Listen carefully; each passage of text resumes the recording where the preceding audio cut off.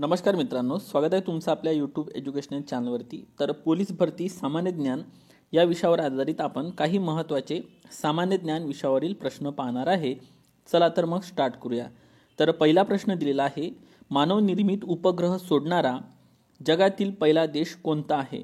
तर बघा, मानवनिर्मित उपग्रह सोडणारा जगातील पहिला देश रशिया हा आहे। जर तुम्हाला विचारलं की अंतराळात जाणारा पहिला व्यक्ती कोण आहे, तर अंतराळात जाणारे पहिले व्यक्ती हे युरी गागरिन आहे आणि ते रशिया या देशाचेच होते। मात्र तुम्हाला जर प्रश्न विचारला की चंद्रावर पहिले पाऊल ठेवणारे व्यक्ती कोण होते, तर ते होते नील आर्मस्ट्रॉंग, जे की अमेरिका या देशाचे होते। तर हा या दोन प्रश्नांमधील फरक आहे। दुसरा प्रश्न आहे, युरोप या खंडामध्ये एकही वाळवंट नाही। तुम्हा सर्वांना माहीत आहे, जगामध्ये एकूण 7 खंड आहे आणि सर्वात मोठा खंड आशिया खंड आहे, तर सर्वात लहान खंड ऑस्ट्रेलिया खंड आहे। मग या 7 खंडापैकी असे कोणते एक खंड आहे की ज्या ठिकाणी एकही वाळवंट नाही? तर या प्रश्नाचं अचूक उत्तर असणार आहे युरोप खंड। ओके, सो लक्षात घ्या। त्यानंतर पुढचा प्रश्न काय आहे, आशिया खंडातील सर्वात मोठे वाळवंट कोणते? तर आशिया खंडातील सर्वात मोठे वाळवंट गोबी वाळवंट हे आहे। तर तुम्ही मला खाली कमेंट बॉक्समध्ये सांगा, हे वाळवंट कोणत्या देशामध्ये आहे? नंतर बघा, आपल्या भारतामध्ये जे वाळवंट आहे त्या वाळवंटाचं नाव थर वाळवंट असं आहे आणि थर वाळवंट राजस्थानमध्ये आहे आणि क्षेत्रफळाने सर्वात मोठे राज्य हे राजस्थान हे राज्यच आहे। कंबाईन ग्रुप सी मध्ये यावर प्रश्न विचारलेला आहे।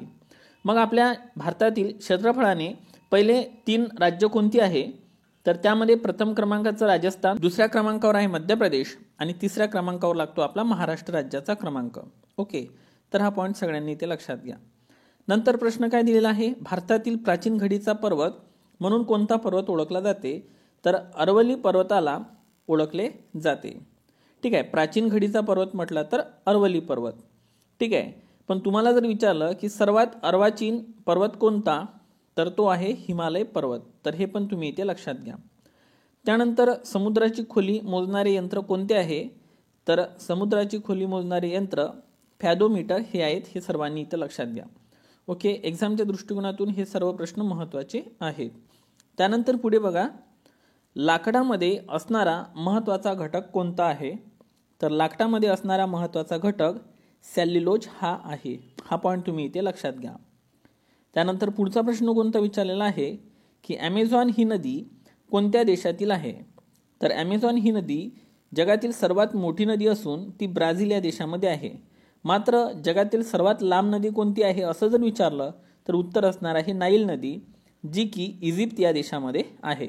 हा पण पॉईंट तुम्ही इथे लक्षात घ्या। मला खाली कमेंट बॉक्समध्ये सांगा की 26 जानेवारी 2023ला ठीक आहे प्रजासत्ताक दिनाचे प्रमुख पाहुणे म्हणून आपण कोणत्या देशातील राष्ट्रपती यांना आमंत्रित केलेले आहे? नक्की उत्तर द्या। त्यानंतर प्रश्न काय आहे, मिथेन हा वायू बायोगॅसमध्ये असतो। ठीक आहे, मिथेन हा वायू कशामध्ये असतो? बायोगॅसमध्ये असतो। ओके, आणि मिथेनचे सूत्र कोणते आहे? तर ते आहे CH4। हा पण पॉईंट तुम्ही इथे लक्षात घ्या। त्यानंतर सर्वसामान्य माणसाचा डोळा अंदाजे 25 सेंटीमीटर पर्यंतची वस्तू स्पष्ट पाहू शकतो। हा एक पॉईंट लक्षात घ्यायचा आहे, बऱ्याच पेपरमध्ये विचारलं सुद्धा आहे।